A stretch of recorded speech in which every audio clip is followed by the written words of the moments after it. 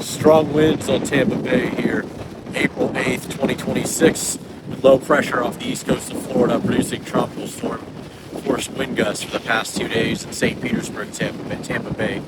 The bay is usually very quiet. Today it's very choppy.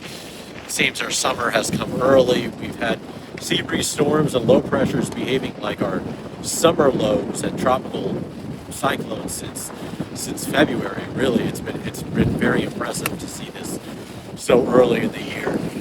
Not formally a tropical storm, but this low pressure area is part of a cold front and has the same effects a June tropical storm would in this area, but very impressive for April.